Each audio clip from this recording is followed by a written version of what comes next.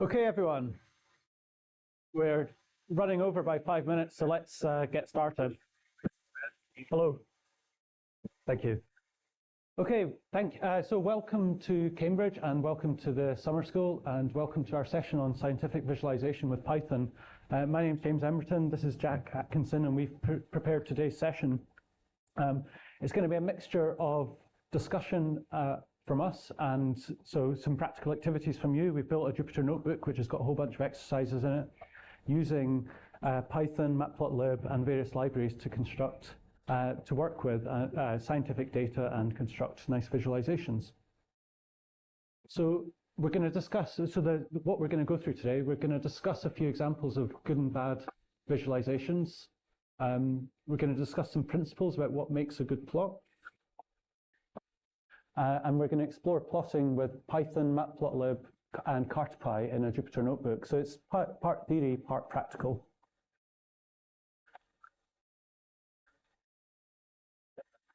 We're not being amplified. It's a little on, but it's just a little quiet. Okay.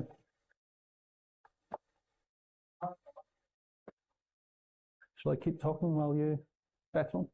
Yeah. Okay. Yeah. So what we want you to take away from today is thinking about tailoring visualizations to your audience, avoiding certain sort of plotting bad habits. We want to reinforce good coding best practices along the way, and to show you how these make your life easier when it comes to visualization. We're going to have a section at the end on using color to best effect. So not just working with standard color bars, the color libraries that you have in things like matplotlib, but really tailoring these towards the type of visualization that you want to do.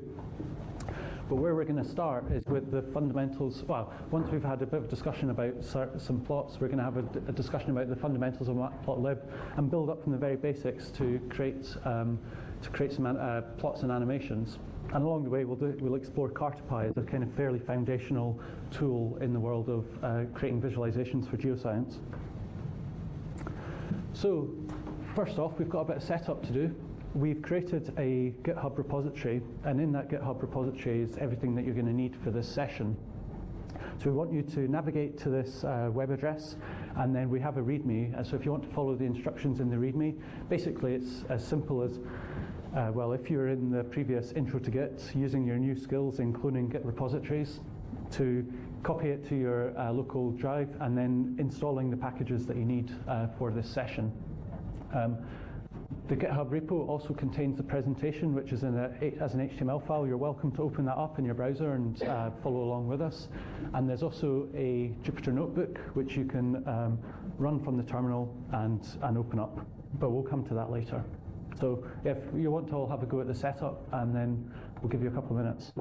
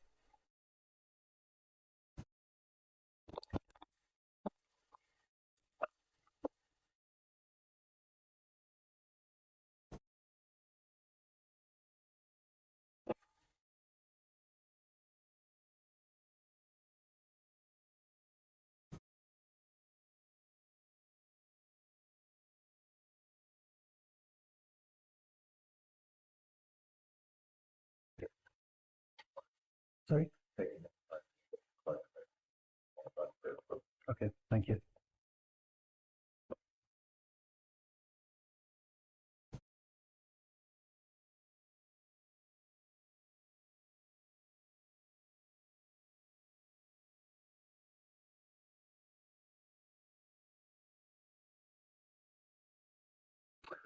Yeah, if you're at the stage of cloning the GitHub file, you'll notice that it takes a while to download. It's because there's netcdf data files, which we've pared down to the bare minimum for this exercise, but nonetheless, they're still quite big.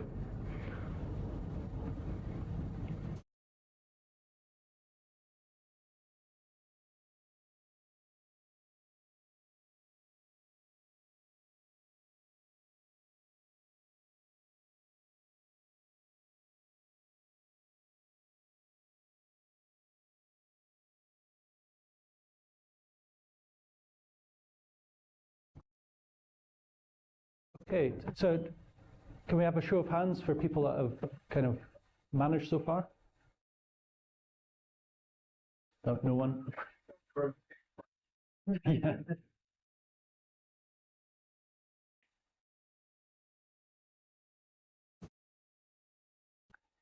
So because you don't need that immediately, what we might do is carry on with the presentation slides, and you can work away in the background.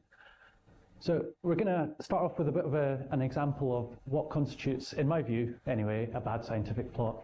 This is something that I found in a Nature Medicine article, and it's ostensibly comparing some statistics for two different groups. I think one from the UK, one from the Netherlands. And what it's trying to do, it's got duplicate our double y-axes, and it's trying to compare p-values and variance and the impacts for a bunch of different factors on the study outcomes, basically. Now, you'll see all kinds of bad things in here if you look closely enough. So on the left-hand side, if you compare the y-axes, you'll see that they're inverted. So conventionally, we'll plot going from a low number to a high number on the y-axis, and we kind of associate this, things getting higher, that's, they're increasing in magnitude. The reason that they've inverted it in this case is because a low p number in a statistical sense is a good thing, and they want that to be higher up the chart so that people read the higher part of the chart first. They've also used, as I said, they've used a double y-axis. They've also, on both of them, they're not starting from zero, so they're using, they're starting basically at another point, which makes the data difficult to compare the absolute magnitude of. If you start, instead of starting at 0 on y-axis, you start at some other value, then it distorts the relative sizes of the bars in the chart. And in a visual plot where you're being encouraged to compare the data, it gives you a false sense of basically the comparative dimensions. The plots, you're being invited to compare two different plots and compare the data, but the scales on both the plots are different. So how are you supposed to, at quick reference, move your eyes from one plot to the other and compare the relative sizes, the relative magnitudes, if the scales are different sizes? You've got to do a transformation in your head, and people won't, it's not immediately obvious how to do that. And the final thing that sort of wound me up a bit about this plot is that the x-axis labels are in a different order.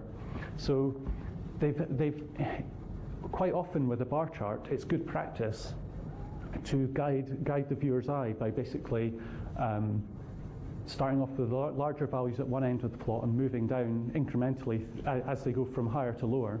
Because it's part of creating a visual narrative for the viewer. But where you're comparing two plots, you want them both to be in the same order, so you can move your eye nicely between the two of them without having to search each time for the corresponding X label. So the point I want you to take away from this is, one, it's easy to find examples of poor visualization in top quality journals. So you would expect that part of the editorial process, part of the peer review would try and capture these things and there'd be feedback, but it's often not the case. And two, this basically contains a lot of the classic kind of bad habits that people have when it comes to plotting data visually. The next example that I'd like to look at is two examples of the same data. So in 2021, the IPCC released a report which contained evaluations of different climate scenarios, and they created this figure on the left-hand side where after 2016 they were extrapolating based on what the models told them about under various different scenario conditions. The plot's very technical. It's quite sparse in terms of the how much extra metadata there is around the plot, and it uses technical language to describe the scenarios themselves. Like the ordinary reader wouldn't necessarily find this terribly accessible. The BBC, as journalists and trying to communicate to the public, took the raw data itself and reconfigured it or reconceptualized it for a lay audience. So you can see that they added title and explanation to the plot. They added annotation to explain in like lay language what each of the different scenarios represented. They've used a color scheme that allows you to differentiate and also guides you visually, because the sustainability-oriented scenario is colored in green, for instance. I don't think that's by accident. But nonetheless, they've used exactly the same data as the scientists publishing in the IPCC, but they're managing to communicate to an entirely different audience in a very similar way. You know, the plots are the same size, same data, but in my view, they've managed to communicate far more effectively for your ordinary person on the street. And the importance of this to me is that thinking about your audience when you're creating visualization, who's actually going to be using them, is of key importance. One of the bad habits that we get into as scientists and engineers is that we reuse things. So you create a set of visualizations for one purpose, and then you've got to do another presentation. You go, oh, well, I'll just grab those. Or you look at someone else's report and you take a screen capture of it and put it in your thing. It's really good to, when you're thinking about, always, every time that you're coming to present, who's your audience? Do I need to take this data, present it slightly differently, spend a bit more time, reconfigure it, and really get my message across in a way that's understandable for people? Because if people walk away from your presentation not understanding what you've been trying to communicate, then you failed. Okay, so having opened with these two slides, what we're going to do is crack on with some actual discussion of code. So let's get plotting here.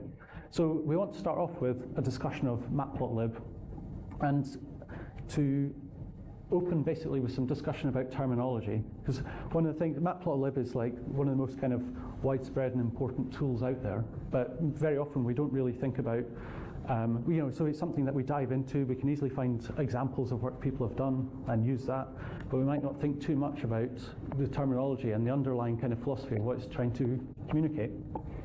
So the basis of a matplotlib plot is the figure. Now the figure is the canvas. If you imagine a whiteboard, it's just a big blank space upon which you can project your individual plots. Now your individual plot would be the axes themselves.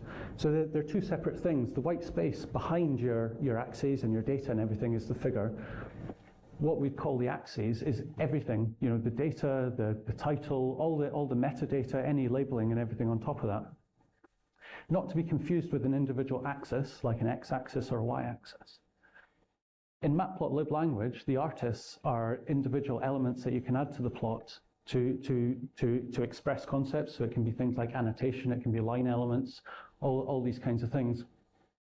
So the point of this slide is just to be clear, like how matplotlib works to some extent, and to be clear about the type of language and the type of descriptors that it uses. Explore matplotlib, you might notice that there are kind of two different interfaces to it. There's a pyplot, which is kind of like an implicit interface, but then there's a kind of a core matplot interface, which is a bit more, it's slightly more complex. In pyplot, you import matplotlib.pyplot as PLT, and then you get direct access to simple attributes that you need to define your plot. So to add data, you call plt.plot. To add the title, plt.title. And what this is really doing is that it's hiding behind the scenes some of the, or it's limiting the exposure of certain underlying attributes of the plot itself, like in software terms. In the core matplotlib code, what we do, in this example anyway, is that we define a figure. So we create our white space, we create our canvas, and then we start to create our axes, the plots themselves, and we systematically go through and define basically the attributes that are associated with a particular axis. So in software terms, we can think about this being a more object-oriented approach, where we create an object associated with the axes, with an individual axis, and we can invoke attributes of that, whether that's methods or defining values associated with that axis. And ultimately, why this is important is that it gives us access to much deeper functionality associated with matplotlib. So if we want to do things like creating plots with subplots, so where you've got multiple sets of axes on the same thing, then you really need to be using this approach on the right, the more object-oriented approach, and thinking about how you treat individual axes as self-contained units of data associated with that individual plot. So, and this, what you'll see as we go through the worked examples in the Jupyter notebook is us exploiting this approach, and then when it comes to adding sort of more complex functionality or customization with it and sort of things like cartopy, then this approach becomes a lot more important. So, has everyone managed to install and get their Jupyter notebooks opened and working and things? Is there anybody that needs some help? Do you need a bit more time? Okay. Is everyone in that position, installing dependencies?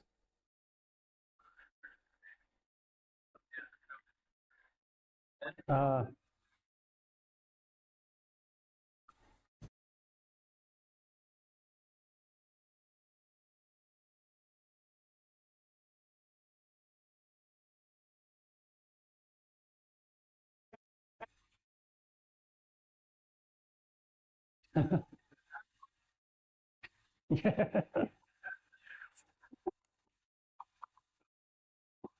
your first name is starts with the letter B, A and M, switch to the guest network. Everyone else stay on anything room. I don't know if that's good distribution, but that's really good. So what we're going to try and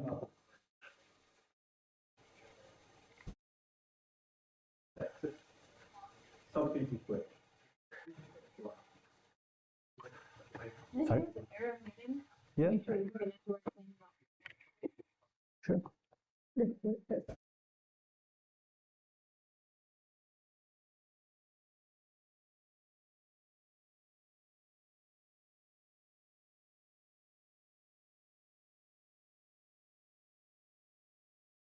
Have you tried it again? Or is it, have you got this?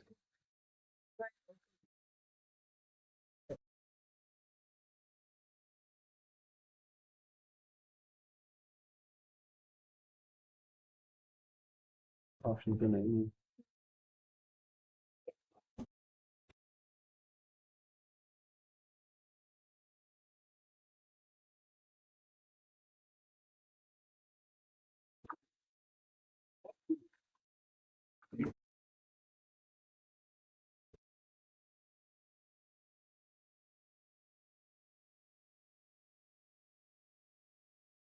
Are you getting on, Tom? Have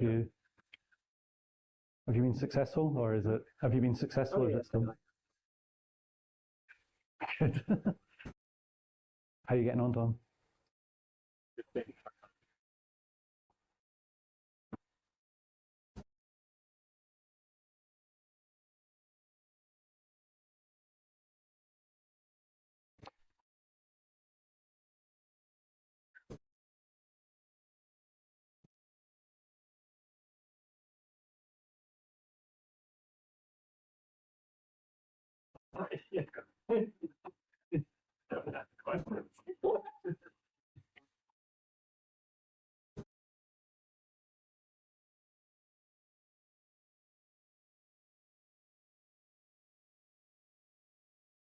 Okay.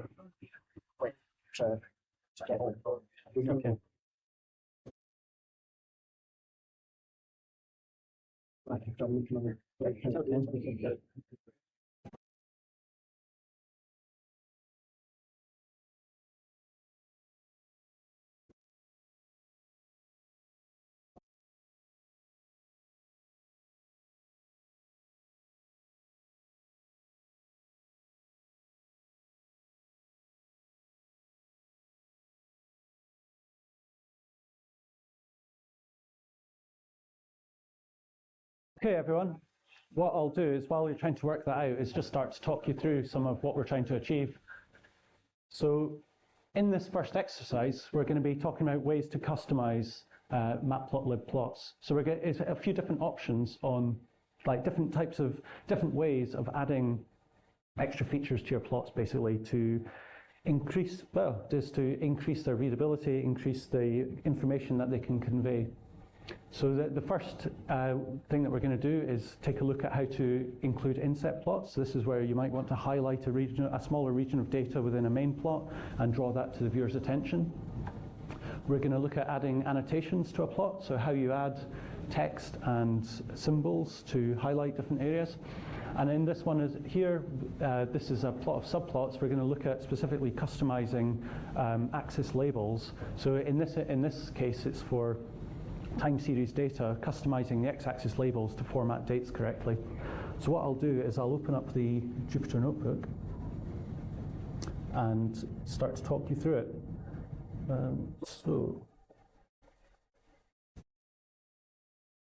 So in this first case with the inset plot, what we're basically doing is we're following the code that I showed you before. So in the first instance, we use the plot.subplots feature just for creating to create our figure and our main set of axes. We then define basically for our main set of axes the characteristics of that, and in this section here we define all the metadata associated with plot titles, plot labels, that kind of thing. We also add a subset of axes, which is the inset ax there, and further down we can start to tell the code, like through the code, what data that we want to use. So previously we've defined this data here, so x inset and y inset. So this is setting the range over which we want the. So what we're doing is we're looking at the original data, setting a range over which we're interested in, pulling that out as a subset, and then plotting that on a separate set of axes. So if we do plot.show, and then plot.show is basically what plots it all at the end. So we should just be able to plot the figure itself. Now, if you guys were set up and able to work, what we'd be asking you to do at this point is to start to play around and edit. So to familiarize yourself with the code, change the region of the plot that the inset is referring to, change the metadata associated with the inset plot, just to try and familiarize yourselves. The next exercise is on the subplots with the custom date-time axes. So this is an example that matplotlib themselves have created. It pulls some sample data, which is just time series financial data. I think it's basically closing prices in the stock market. You'll see here that there's a change to the subplots. So whereas previously we just went in and described the figure size, now we're using arguments at the start of the subplots, which these are integers which describe the arrangement of subplots within on our figure, basically. So with 3 and 1, what we're saying is that in the vertical direction we want 3 subplots, and in the and then just 1 in the horizontal direction. We use a technique here, which we're going to talk about a bit more later, whereby we define the subplots under a single, basically as a data structure of plots, and then we can loop over these and do common actions on them. So the things that we want to set up for the plot that are common to each of them, we can put in a for loop and do them all individually, and then underneath we can start to pull out the individual plots in the subplots and start to do individual operations to set the x-axis labels. So the first example, AXS element 0, we're just using the default formatter, so there's no change. So what you see in the first plot, and I'll run it to show you, is what you'd get out of matplotlib by default. And the problem with this is it's not terribly legible. The text kind of runs into itself. It's not spaced particularly nicely. So we want to do something a bit nicer, basically, for people to read. So in the next example, there's an inbuilt concise formatter, which is a predetermined style for the x-axis, and this uses the matplotlib mdates library. So if we go back to the top, you can see that we've imported a sublibrary of matplotlib called mdates, and this is what provides us with the functions that we can use to customize the labels themselves. In the third example, we are, which is a completely manual approach. What we're doing is we're using this set major formatter, mdates, and then we're setting, with this command here, a specific format. So the YB allows us to set which text that we're displaying on the label, and then after that, what we're doing is we're using a for loop to loop over the labels associated with that axis and then rotate them. So previously, in the first examples, the labels are all horizontal, which means that they don't space very well. But in the third example, they're all rotated through 45 degrees. And this generates space between the labels that makes them more legible and more readable. And so for time series data, where you've got quite a large label, it's not just, if you had basic numbers like temperature or something on an x-axis, you just have the numbers normally, and you can set how they want to be spaced. With dates, you tend to need, there's more components to the date. There might be, time, day, month, year that you need to display, and so it's automatically more constrained. So you need to start to think about how well you space the data, how well you present it, in order to convey that larger amount of information to the reader. Are there any questions on that at all, or we'll follow that okay? How are you getting on with the installation? Good. We've got success over there. It must be closer to the router.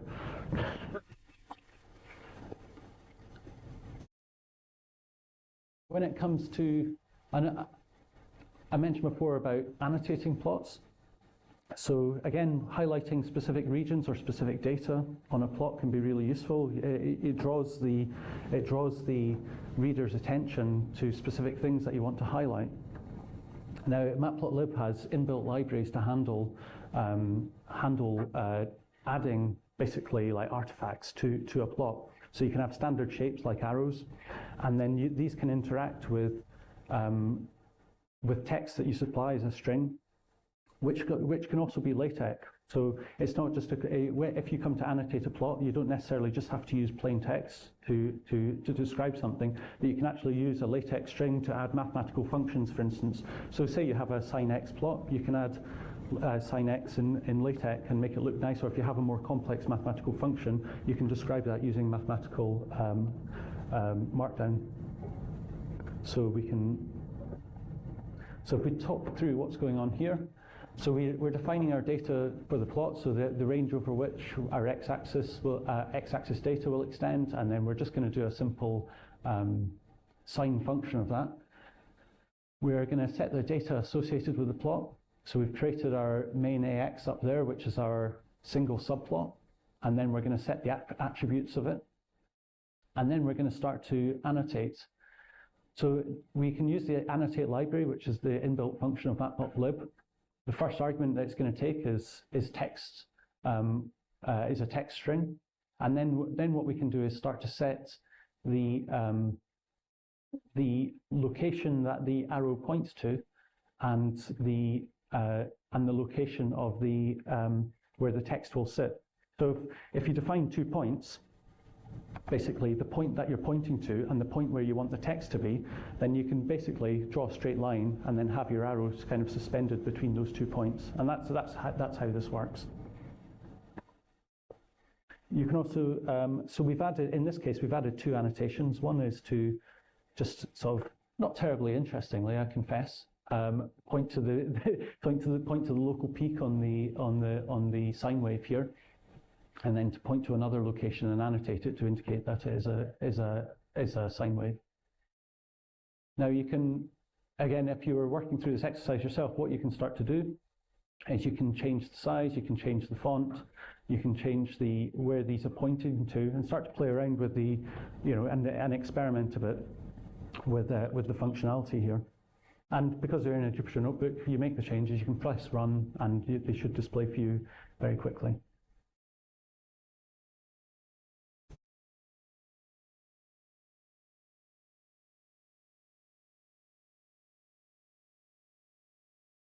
Yep. So the kids.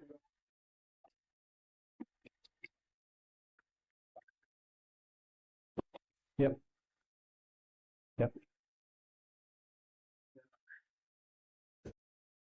Yeah, this kind of stuff is really well documented in the matplotlib documentation. There's a bunch of different ways to annotate. We're just showing you quite simple examples to get the concept across, and then from there, you can step up into doing alternative approaches. So having showed you some quite kind of basic aspects of customizing with matplotlib, extending functionality, highlighting data that goes beyond the more usual kind of just simple line plots or simple like XY plots, we're going to look at a simple example of importing scientific data from a netcdf file. So we're getting a bit more into the realm of climate science and geoscience here, and what kind of libraries you can use to pull that in and parse it.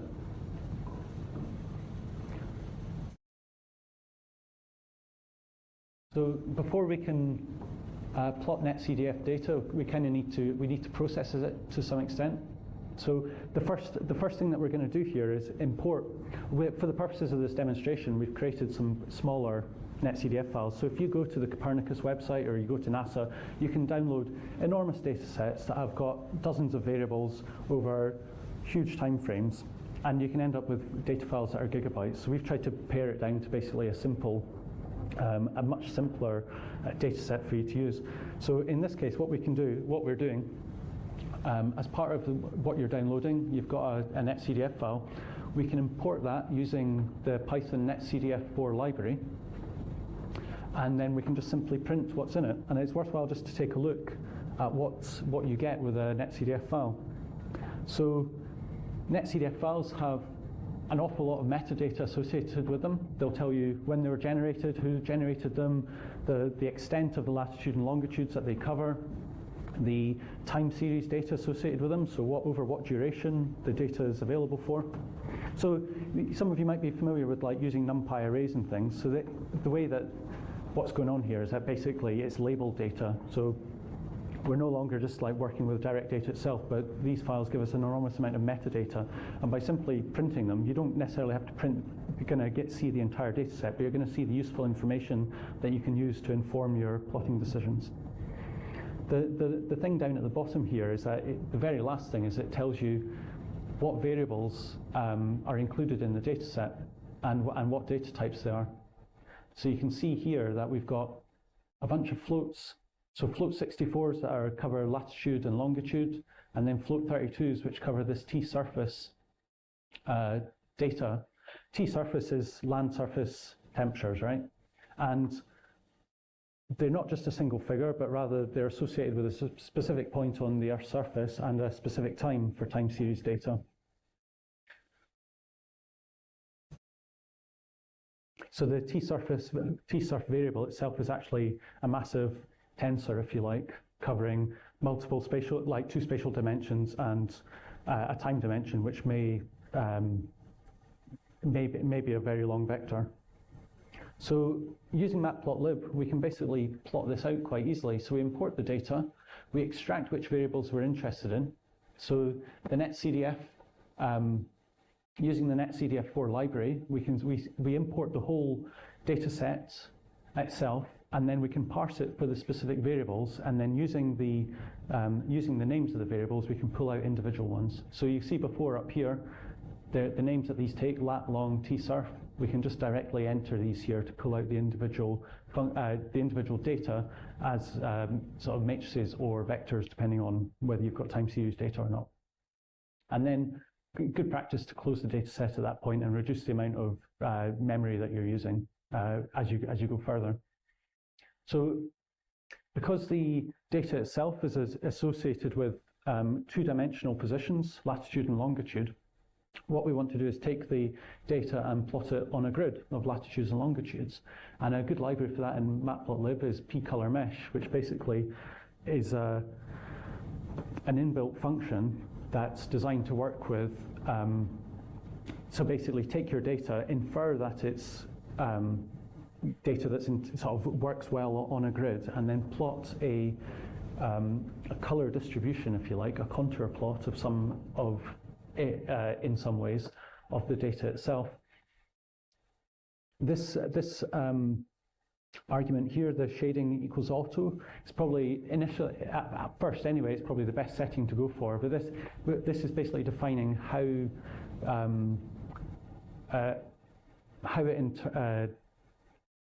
it colors the plot, basically. So you'll have data associated with specific, like, individual locations, but then to create a kind of a color scheme or a contour plot, it needs to be able to interpolate, and these settings basically tell it how to do that. And then after that, it's just a case of plotting longitude, latitude, setting the metadata. So if we plot that, we can just see that, yeah, this is what we get. So it's a very simple plot. We've done nothing fancy here. We're just plotting the direct data itself.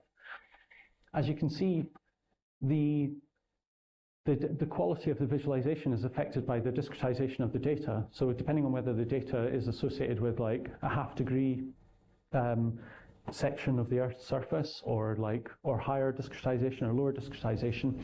So you can see that there's areas where it's really quite difficult to actually make out the underlying geographic terrain that the data is associated with. It's just color on a white background. It's difficult to make out individual countries or the geographic extent, or whether you're extrapolating a little bit outside of the proper geographical boundaries. So it's not that great a plot, really, even if we've otherwise done things reasonably well. We're using a basic color bar here. So this is what matplotlib will use by default. I think this is Viridis. Often, this isn't a terribly good choice for visualization.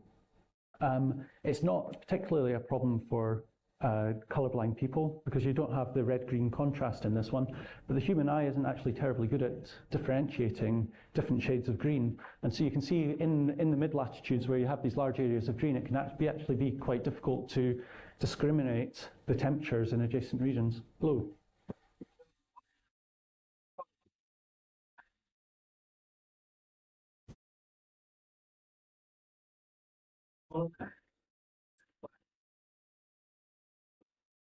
Sorry, which?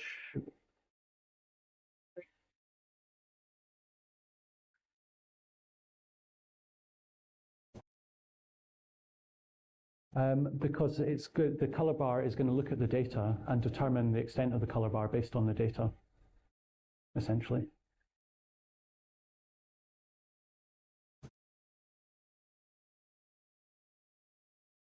Oh, sure. I'll get back to you on that one. Yes.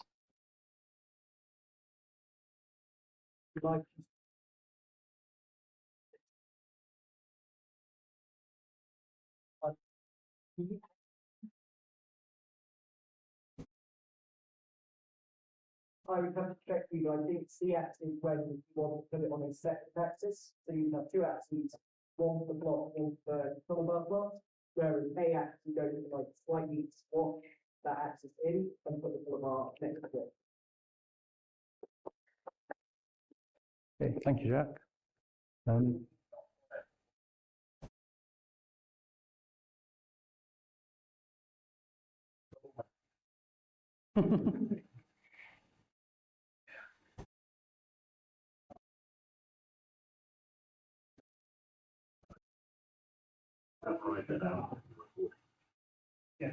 Yeah.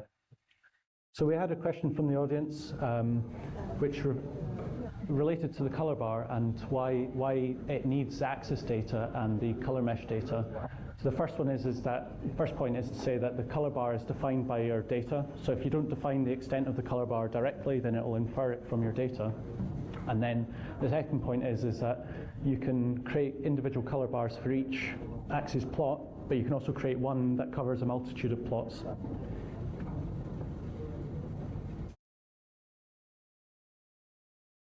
So to summarize my thoughts about this plot, it's okay, it's just a raw plotting of the data itself, but it kind of feels like we could do better. We could use better coloration, we could have more indication of the underlying geographic terrain, and the world's not rectangular, is it? So we might want to use a more representative projection for the data as well. So we'll move on to discussing cartopy, which gives us a lot of options for solving those problems. So cartopy has been written as a wrapper for matplotlib. It's highly integrated, and its intent is to extend matplotlib functionality by providing an additional set of resources to use, specifically with the intent of doing geospatial plotting.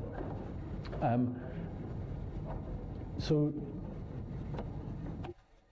the way that you import cartopy as a standalone Python package, but then within your matplotlib script, you can invoke the cartopy commands in order to achieve certain things. So in the first example here, we're just going to do a simple plot of some additional features that cartopy gives us.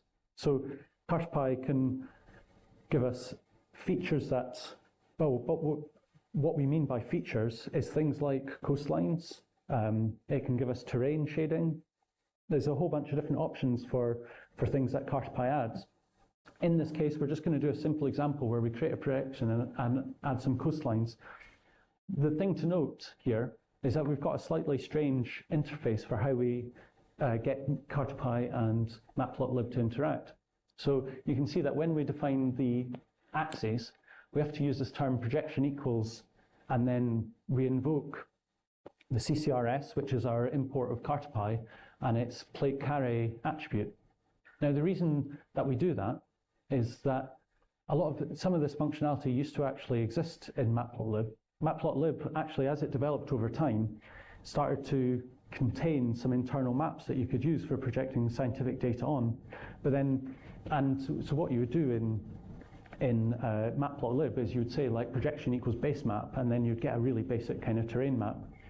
So when cartopy came along and started like developing this functionality further and further, they basically used the same interface, and the matplotlib functionality kind of dwindled away, and they just thought, well, cartopy handles it. But they left the interface, so that kind of explains. It's a bit of a legacy feature in matplotlib, but they've basically kept on going with that function. But what you can then do is that you, as an attribute of the axes, is that you can invoke this coastlines thing, and I'll show you what that does. Yeah. So now we've just got, whereas before we had this kind of rectangular map, which, although it had the scientific data plotted on it, it didn't have any geographical features. Now we've taken the basic step of adding coastlines. This is a nice way of showing where the land features, where the land features are, and basically indicating to the viewer, like, yeah, where the land is. Other features exist though. So you can do things like, yeah, so there's country boundaries, there's coastlines, you can add lakes, you can add land, so you can have terrain shading. There's you can add underlying terrain features for the ocean as well, so you can get shading associated with like the underlying topography of the ocean. And as well as that, you can add rivers. So if you're doing work around like river basins and things, then cartopy has got the features to basically display those rivers internally. So what we'll do now is we're gonna demonstrate how we basically add some of those, and then on top of that, we're gonna add some text. So we're gonna create a map with these features and then add some text on top. We're introducing a new feature from cartopy. So before we just did a direct import of our cartopy, we're gonna import this time, well, in addition now, because we're still using the data from previously, the sub-library of cartopy called feature. And that basically gives us access to the whole library of features that cartopy has. So we go through, we're going to set up a basic plot. We're going to use a plate carré projection again, but we're going to limit the extent, so we're not doing a global plot anymore, but rather we can actually take the global and just narrow down a small area to highlight.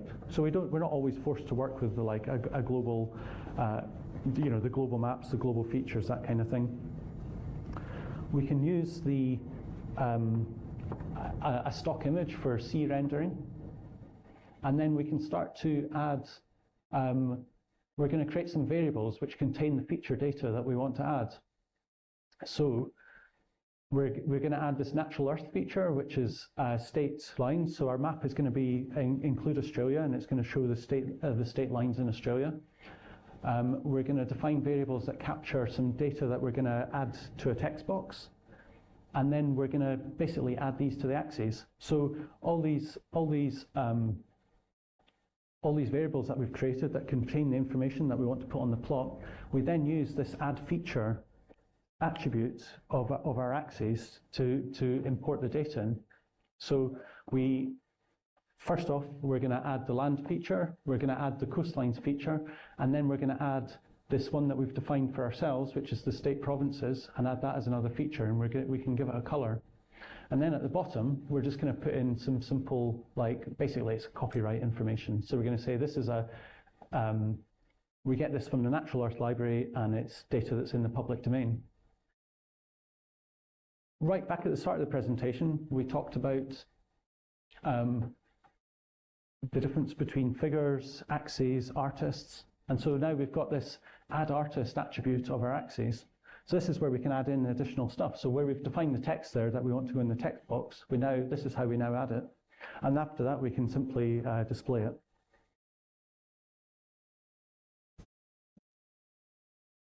Here we go. We've got a sub-region of the globe.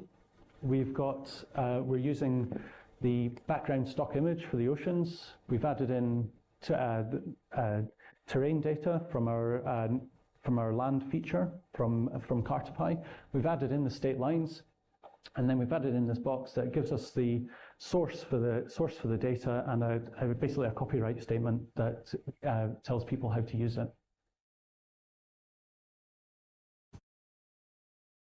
So if you're able to work along, I would suggest doing things like changing the extent of the map. So changing the latitude and longitude coordinates that you're limiting the plot to. Changing what you can do is you can go into the cartopy documentation, you can look at some of the features that are available, and you can change what types of features you display. And one of the other things that you might want to do is look at taking this box, changing the text in it, moving it around the plot, and making sure you're familiar with how to implement this type of text overlay on top of the geographic map.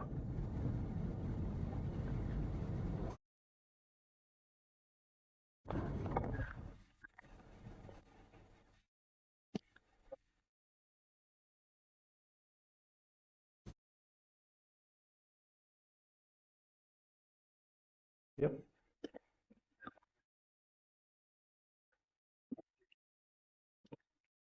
Yep.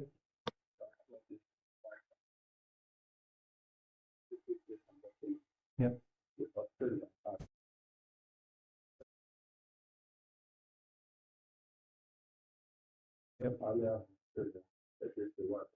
Yep. So I've not been able to figure it out yet. I'm still working. Okay. We can follow that up after with a code clinic session if you want in the next day or two if we find some spare time, and we'll talk through how you might implement that.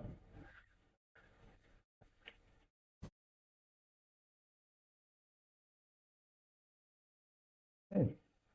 So is everyone happy with the material so far? You're following the kind of the logic and the how we go about using the cartopy features to bring in additional capability into matplotlib to extend the type of data that using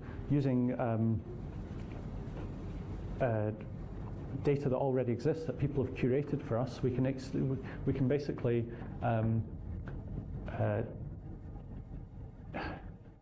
it gives us a much nicer look, basically, at the data. It gives us more to work with, and on top of this, we can put any kind of scientific data that we want to. Okay, so what we've not really touched on yet is different projections. So I mentioned that the Earth's not rectangular, but we've just been looking at rectangular plots. So we might want to think about how do we change the projection. So exercise 4 is going to be about taking similar data again and and changing the projection that we display. So we go through a lot of the same processes. So we're going to import the data, we're going to parse it with netcdf4 again, pull out the variables, close the data set, and then we are going to change the projection that we use. So whereas before we've been using plate carré, which is fine, we're now going to use an orthographic. So an orthographic is a spherical type image. It's going to be circular and it's going to display the Earth from a certain angle. What we can do is we can customize which view we take of the Earth. So what we do is we specify what the center of the image is. So longitude 0, you'll know, is Greenwich, London, and a latitude of 50 is basically Cambridge. So we're more or less centered this image on Cambridge. What we're going to do then is we're going to take that projection plot and we're going to project our scientific data onto it, but we're going to change the color map this time. So we're not going to use our blue, green, yellow color map anymore. We're going to use a cool, warm one, which goes from blue to white to red, and we're going to add in some of the features, so the borders and the coastline. So let's take a look at what that looks like.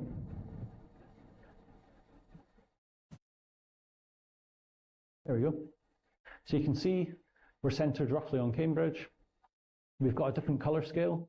We've got all our country borders and we've got our country borders in there as well. So now it's a lot easier with lighter colors as well associated with this color map. It's easier to kind of actually differentiate what's going on. I find it easier to view as well. You'll notice that the geographic map isn't complete. So there's areas like here, so the Canary Islands, Madeira, the Azores, in this map don't have those country borders associated with them, or at least they're not visible in this view. So it's not perfect, but it's a big step forward. So if you want to experiment a bit, I would have a look at changing how the image is centered. Perhaps going into the documentation, looking at what color maps are available, and having a think about how you can change them.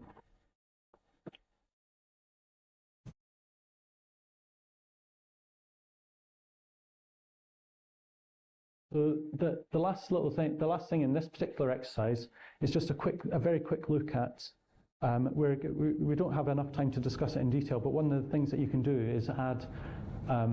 Cartopy gives you the option to add linked geographic labels, so that if you want to add labels that say, at specific longitudes to indicate where 45 degree west is, 45 degree east, you can do that not merely just by setting the label and setting the position, but you can link it to the actual latitude longitude data in the projection itself.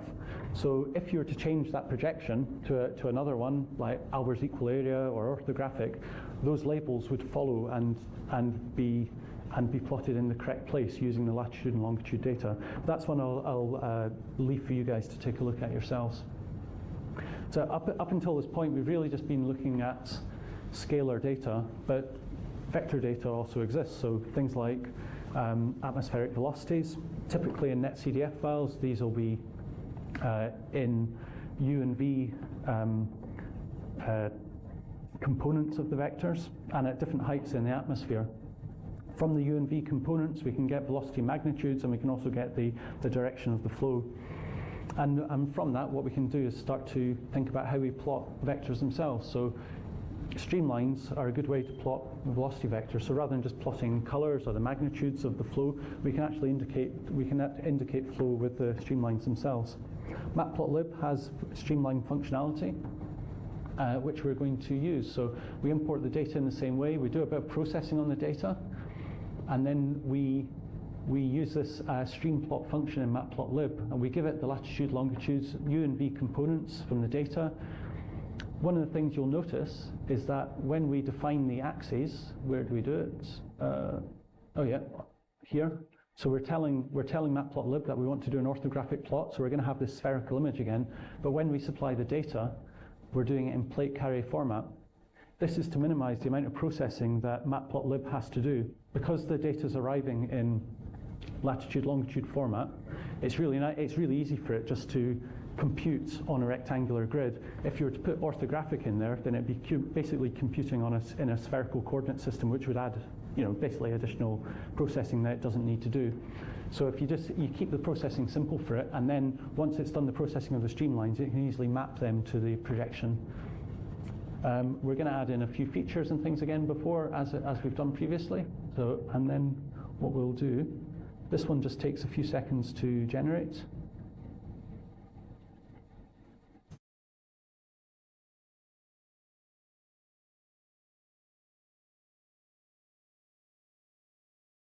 Say a few seconds, maybe about 20 seconds.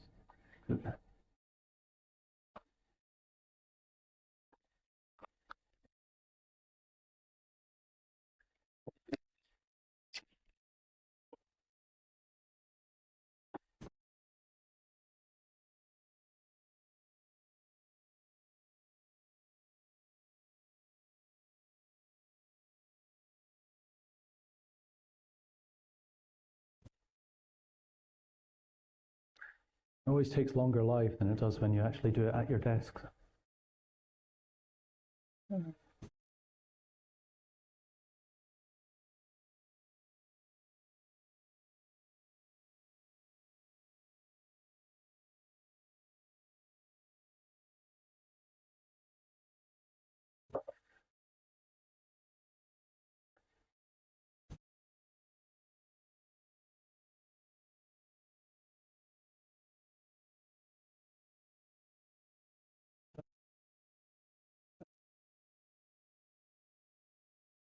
It's just not coming through for some reason. So the streamline one might download a file.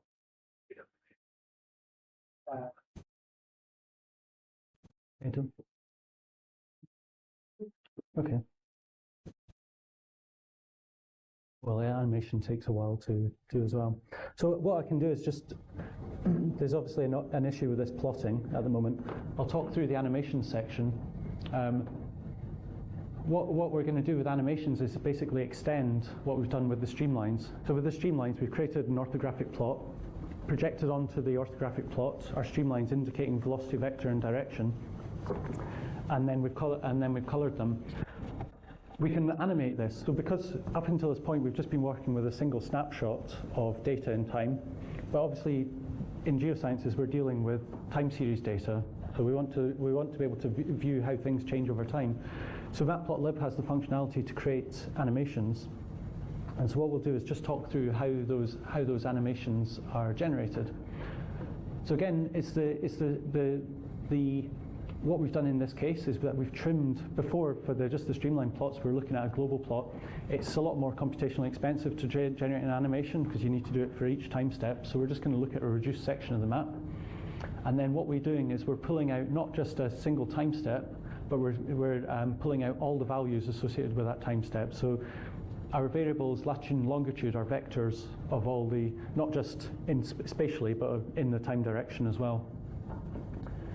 And then but what we do is we do some processing basically to get the subset of the data associated with the extent of our latitude and longitude, because we're not looking at a global plot, so we don't want to compute the streamlines and compute the animation for a global plot when we're just looking at a smaller area.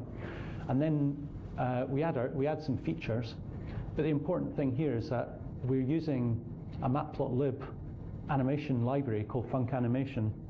And what this is that what it's expecting is that when it generates each individual frame, it's going to call a function which does the processing and pulls out the correct data from your arrays for that specific frame.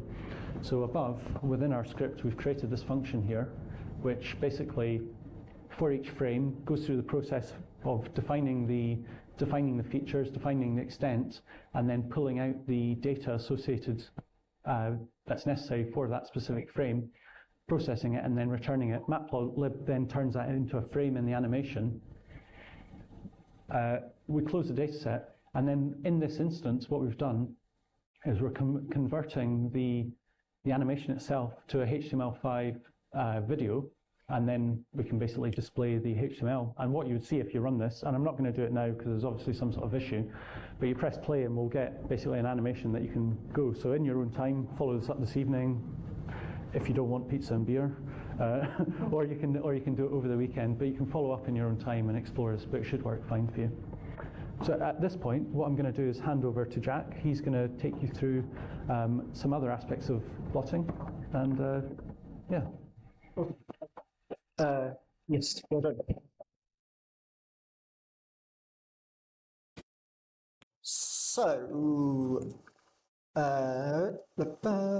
So yeah, it's been good to sit at the back, see people kind of already playing around with the notebook, and I would encourage you that's really what it's there for, is to provide a template. There's not much coding you need to do, but please continue to play around and get a feel for these different features we've been talking about. You want me to move that down? Keep going. So my brain's toast, your brains are probably toast. We're going to start winding down a little bit. So we'll start off with, so there's going to be two parts to this session. The first part will be beating you with the write better code stick. And the second part will have a nice kind of talk about colour maps and using colour to best effect in our plots, as James said earlier. No, not happy.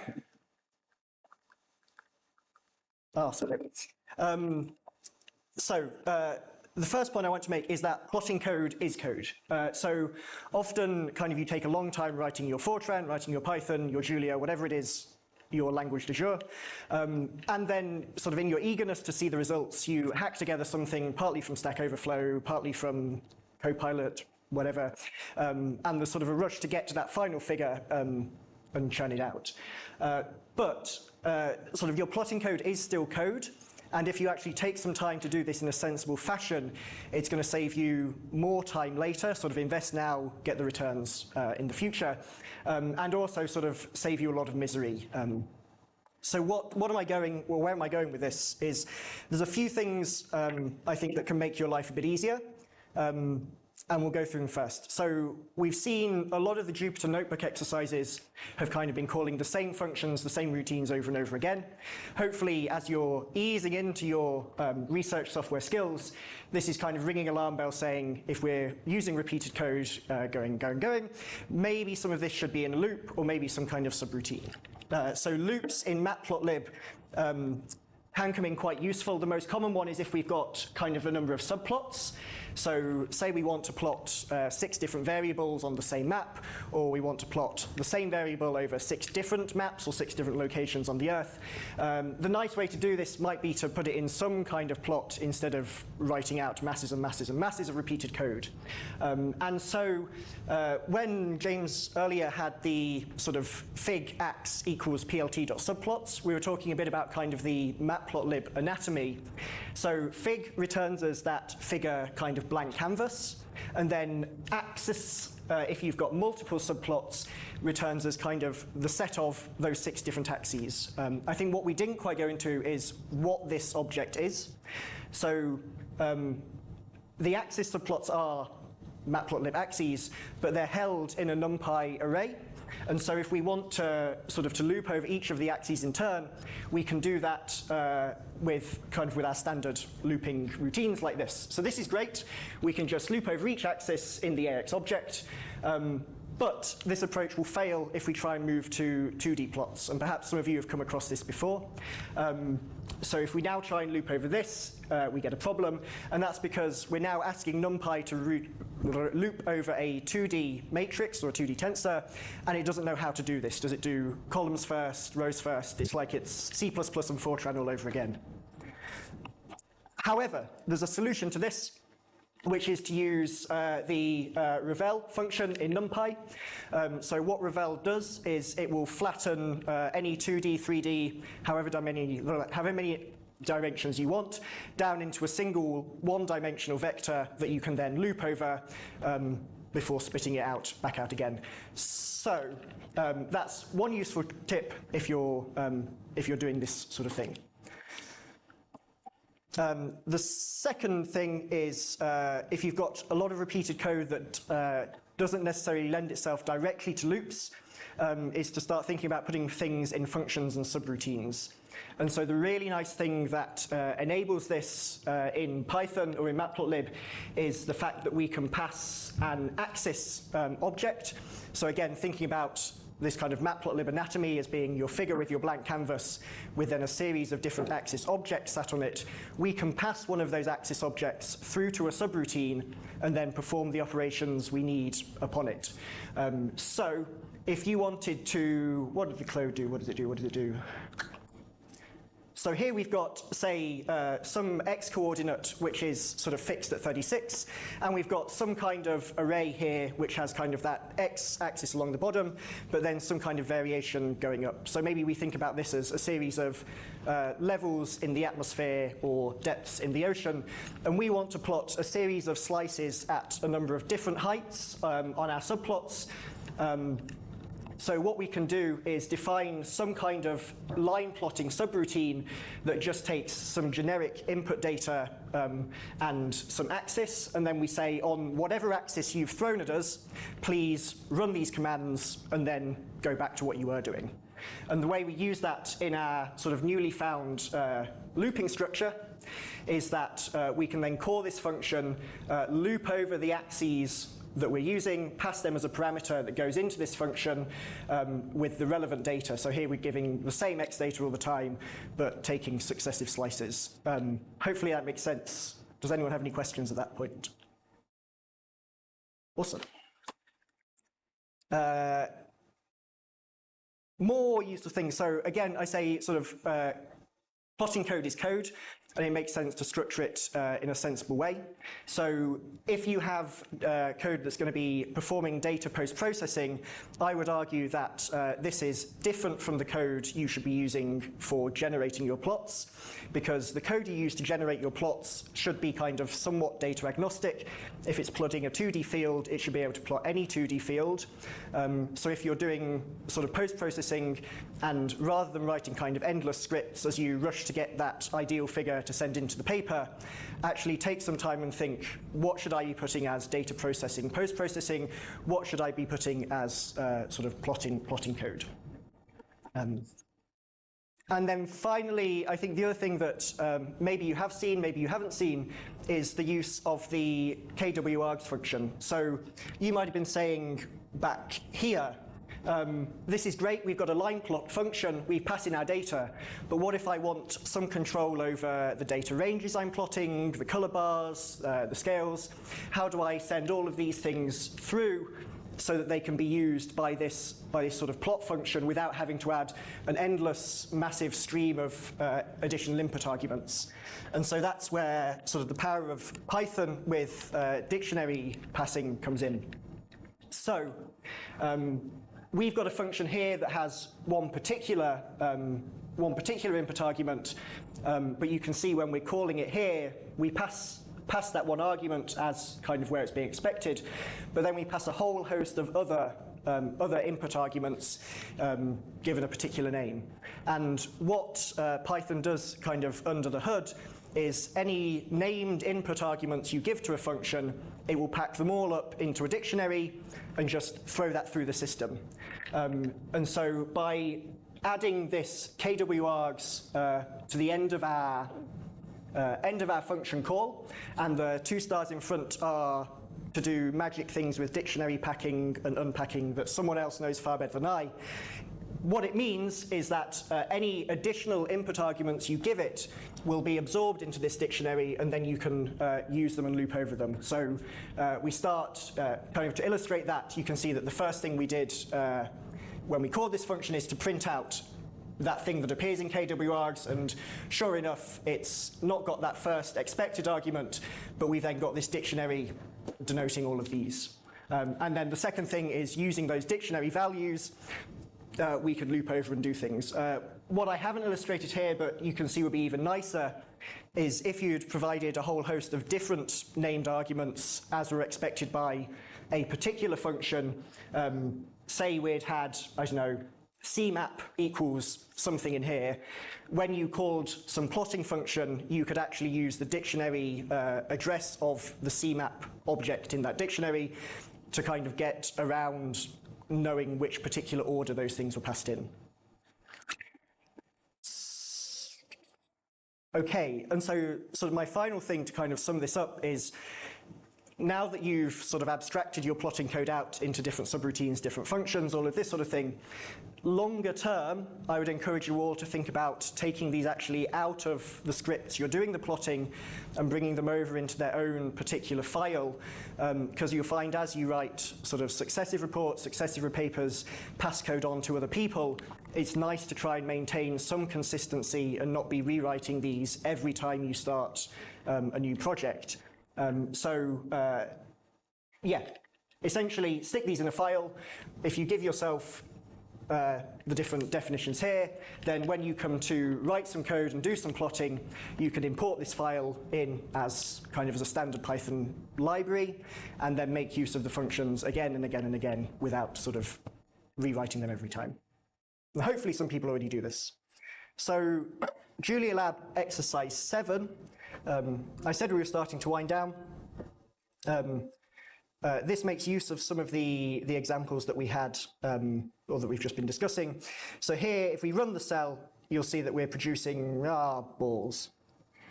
No, it's fine. You'll see that we're taking that temperature data and we're producing a plot of 4 different regions across the globe. And the way we've done this is the bad way. So we're coming with the write better code stick. And you can see that we've created our figure, created our subplots, and what we're doing is now calling the same chunk of code 4 times, each with all of the same arguments repeated. This is horrible, it's terrible. If I then came to you and said, oh, these are all right, but actually we'd like a bit more, kind of, to zoom in a bit more in that colour map, please can you make it sort of 230 to 300 instead? We've now got to go back up and sort of go hunting through, where's our colour maps, or where's our limits being set? Oh, we haven't even got it. So, but say we wanted to change the colour map instead. So we'll go to a blue, white, red colour map as we did earlier. If we change it there, it's changed it on one, but now we need to have to go hunting through again and again and again, finding loads and loads of separate locations. So what we've got underneath is kind of the better way of doing that, utilising, first of all, moving all of that plotting, all of that repeated code into one single function that takes a particular axis as a parameter. And then what we're going to do is loop over that set of axes, successfully calling on each axis the same function. And now, if someone comes along and says, it's all right, but what would it look like with blue, white, red? We need to change that in one location, and hey, there we go. Everything's done. So yeah, in your own time, please review some of those, try and absorb some of the ideas. Some question, Jack. Oh yeah. Yep. Always.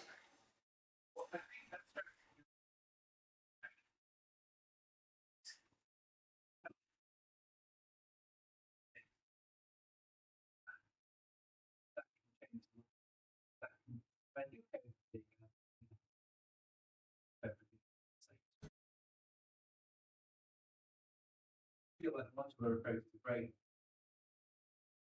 So I'm not necessarily you should pack it up entirely separately, but I'm saying you should place it alongside the code, so maybe as a separate file. And you may change things and it will change all of your historic plots completely. But having been to our previous 2 sessions, what you could do is put your plotting module on GitHub and then have a particular commit tied to a particular set of plots you produced for paper A.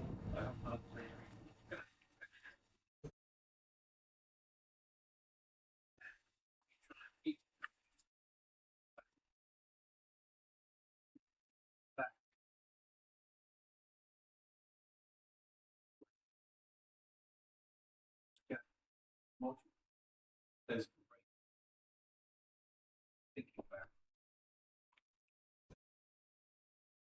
Yeah, I mean, in preparing this, we'd got quite a long way and had quite a nice notebook running, and then NumPy 2 happened, and we had to go and do a whole load of retro fixes.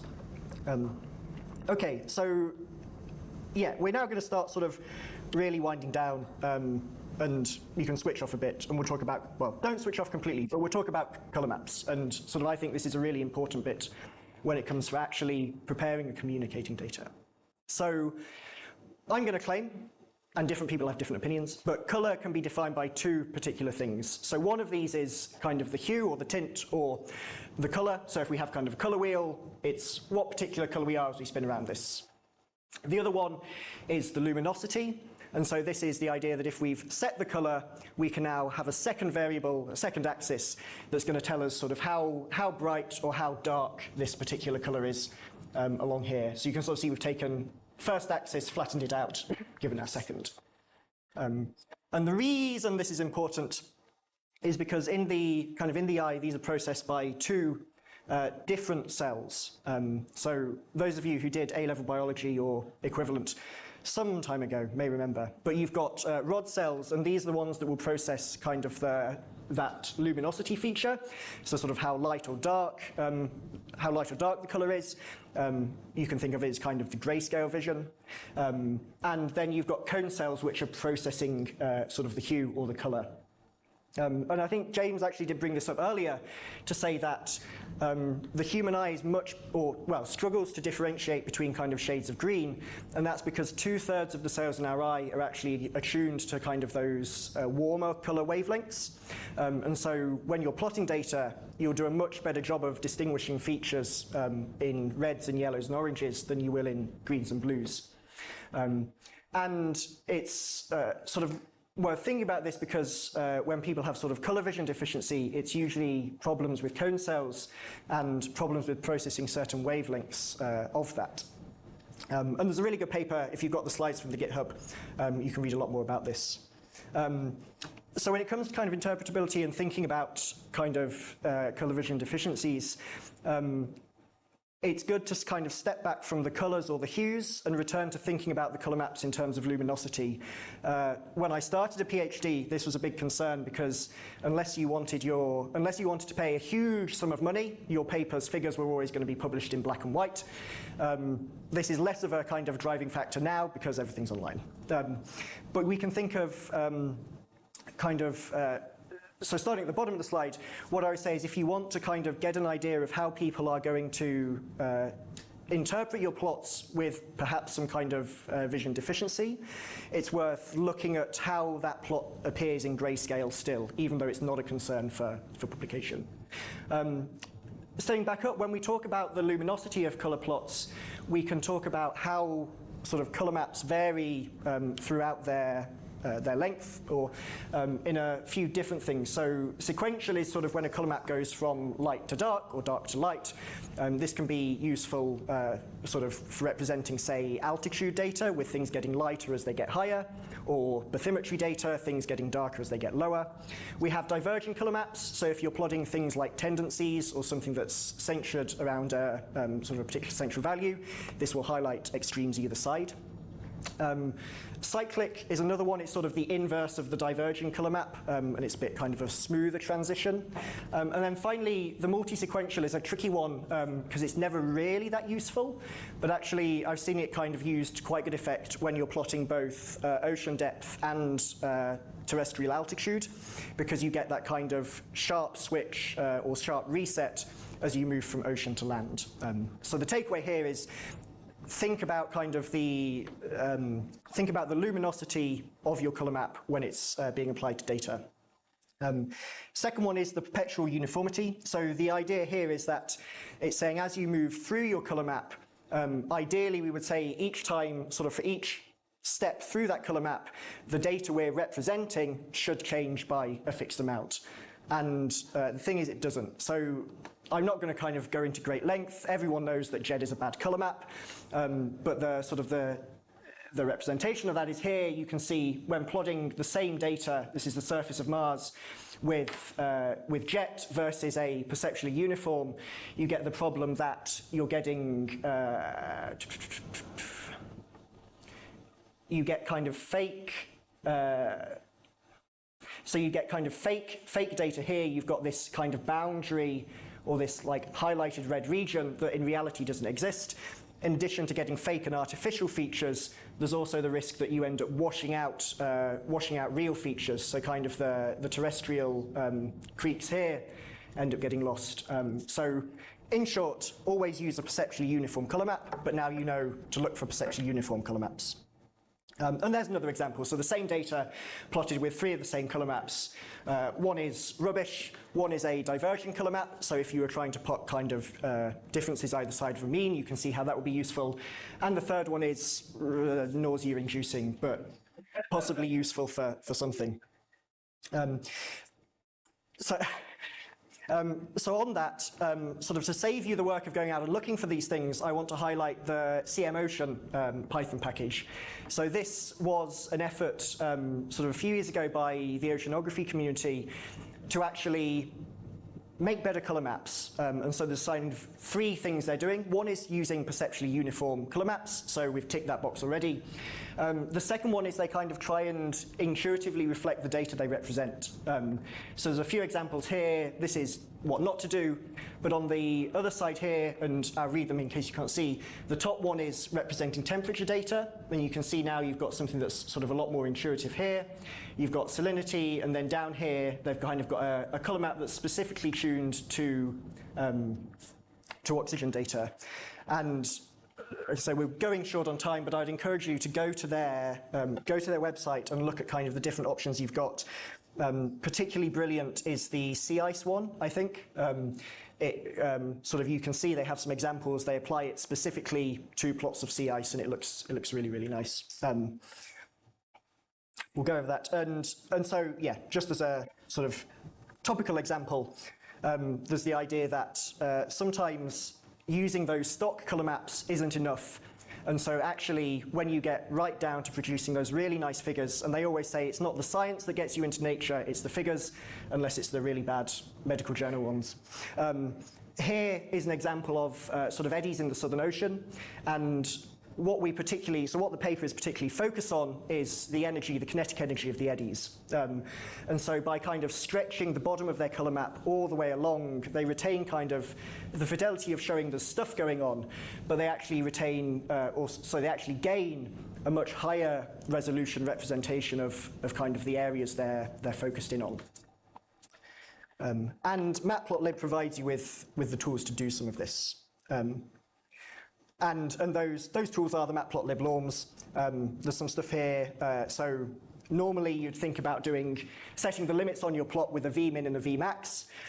You can do exactly the same thing in a far more verbose way using the normalize function, where you feed normalize the vmin, the vmax, generate something, and then you feed that norm as there's an option for an optional argument in kind of your 2D plotting for a norm. It's a verbose and a long way around this, but the nice thing about this is it then opens up a whole series of other options for us to use.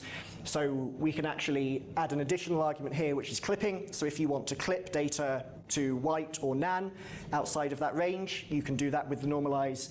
If you want to do things with log norms, you can do that. If you want to use kind of non-linear functions across your colour map, as was done, say, perhaps here, or in the examples we jumped over here, you can do that. And this is all enclosed in exercise 8 of Julia Lab, which somewhat tactically I stamped optional on almost all of them. So in the interest of time, I think we'll finish my bit there, but I would encourage you, please do work through these. There's some additional information in there. There's quite a nice thing I'd just highlight for generating custom colour maps. So this wonderful website here will allow you to sort of mess around with your RGB. RGB values generate a bunch of different things, and you can sort of save the plain text out and use the matplotlib tools to generate colour maps there. Again, I think I managed to find I have to go through everything. The notebook will work on your computers. With that, please do come find me over pizza and talk about this anymore. But I will finish and hand back over to James.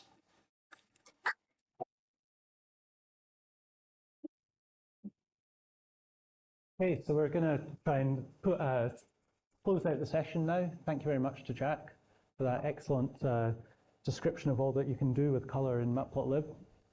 What we hope that you take away from this today is, we want to reinforce the value of tailoring your visualizations to your audience, that's not just about how you present data, how you annotate it, but how choice of color can have a big impact on how people interpret your data as well.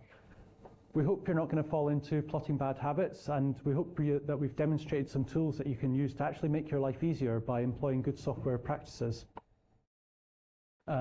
We hope we've shown you how that you can use color to best effect, and most importantly, perhaps, how to engage with matplotlib properly at a code level to get the best out of it. And finally, we hope that you've had some good insight into the cartopy package and how you can use that to generate some really nice visualizations. So I can't really do a presentation without giving you a couple of inspirational quotes. So there's a couple here. The greatest value of a picture is when it forces us to notice what we never expected to see. And data is just summaries of thousands of stories, so tell a few of those stories to help make the data meaningful. And that's your job as climate scientists. You need to communicate what the world's doing, and people take action off the back of it. So thank you for listening.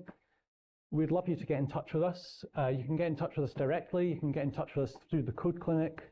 Take advantage of being here in Cambridge. Sit down with us. We can chat over a beer. And we wish you all the best for all the science that you do.